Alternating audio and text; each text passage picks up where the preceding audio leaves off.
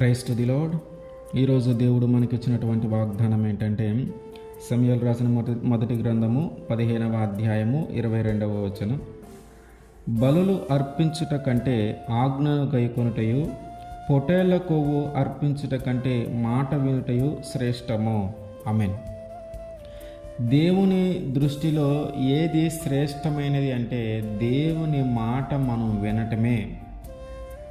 దేవుని మాట మనం వినకుండా దేవునికి నువ్వు ఎన్ని కానుకలు అర్పించినా, ఎన్ని బలులు అర్పించినా, ఎంత పని చేసినా దానిని బట్టి దేవుడేమి సంతోషించడు.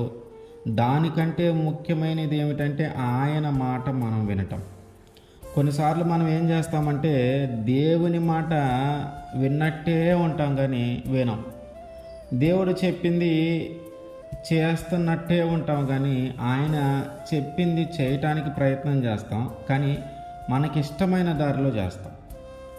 దేవుడు ఇది చెయ్యి అని చెప్పినప్పుడు అది చేస్తాం, కానీ ఎలా చేస్తామంటే మనకి నచ్చినట్టుగా, మన ఆలోచన ప్రకారము మనం జరిగిస్తాం. మనమేమనుకుంటున్నామంటే దేవుడి పని జరిగిస్తున్నామని మనం అనుకుంటున్నాం, కానీ అక్కడ ఏం జరుగుతుందంటే ఆ పనిలో మన సొంత ఆలోచన, మన ఇష్టానుసారంగా మనం జరిగిస్తూ ఉన్నాం. దేవుడు దానిని బట్టి కూడా సంతోషించడు. దేవుడు దేనిని బట్టి సంతోషిస్తాడంటే ఆయన మాట వినటాన్ని బట్టి సంతోషిస్తాడు. ఆయన మాట ఏమి చేయమంటుందో మనల్ని అది అలాగే చేయటాన్ని బట్టి దేవుడు సంతోషిస్తాడు. దేవుడు ఏదైనా చేయమంటే దాన్ని ఆయన ఎలాగ చేయమన్నాడో అలాగే చేయటాన్ని బట్టి ఆయన సంతోషిస్తాడు.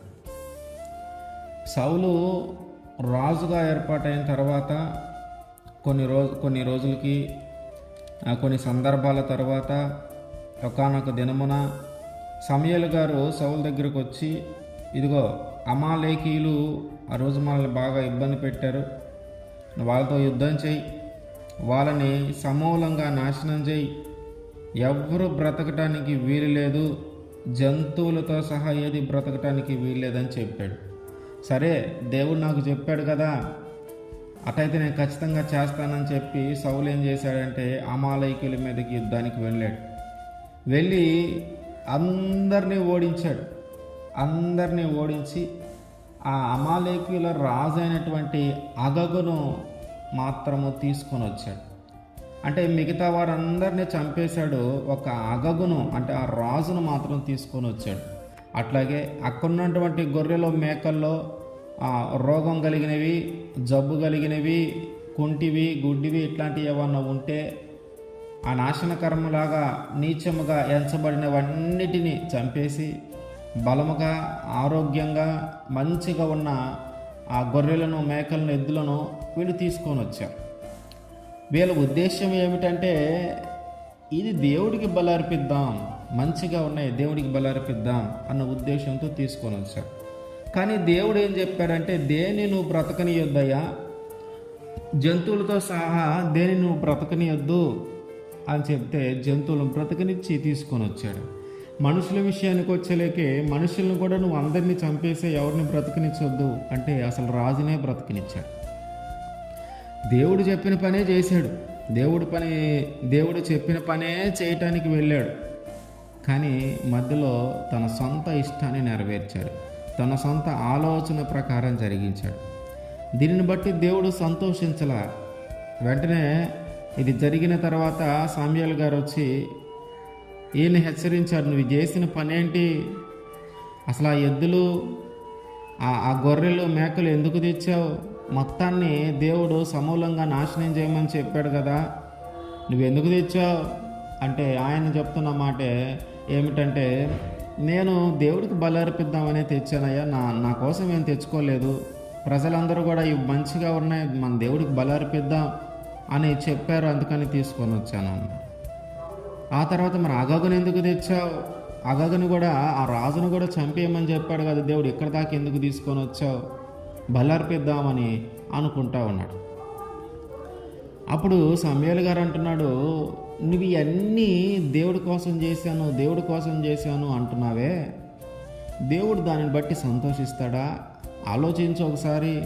నువ్వు బలి అర్పించే కంటే ఆయన ఆజ్ఞను వినటం మంచిది కదా.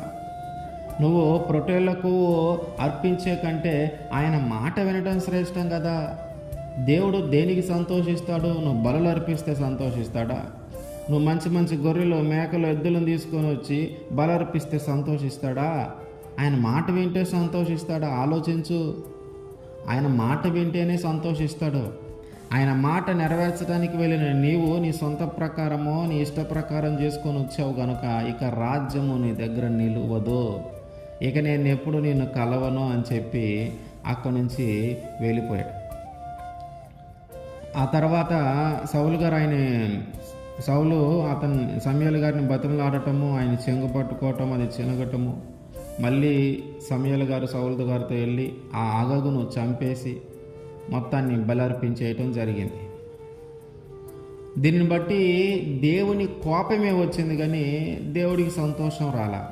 దీనిని బట్టి దేవుని కార్యాన్ని జరిగించినటువంటి సౌలు మీదకి శాపంలాగే వచ్చింది కానీ ఆశీర్వాదము రాలా. చేసింది దేవుడి పని, దేవుడు మాట ఏమని చేశాడు కానీ తన ఇష్ట ప్రకారం చేసుకున్నాడు, తన సొంత ఇష్టం ప్రకారం చేసుకున్నాడు. సో మనము కూడా దేవుని కోసమే చేస్తూ ఉన్నాం, దేవుడి కోసమే ఇది జరిగిస్తూ ఉన్నాం, ఇది దేవుడి పని, దేవుడు ఇష్టపడేలాగే చేస్తూ ఉన్నాం అని మనం పైకి అనుకుంటున్నాం. కానీ వాస్తవంగా మనము దేవుని మాట ప్రకారం చేస్తూ ఉన్నామా లేదా? దేవుడు చెప్పిన విధానంలో చేస్తూ ఉన్నామా లేదా? దేవుడు చెప్పిన ప్రకారమే జరిగిస్తూ ఉన్నామా లేదా అనేది గమనించుకోవాలి. ఎక్కడ మధ్యలో మన ఇష్టము నెరవేర్చబడకూడదు, ఎక్కడ మన సొంత ఆలోచనలు పనిచేయనీయకూడదు.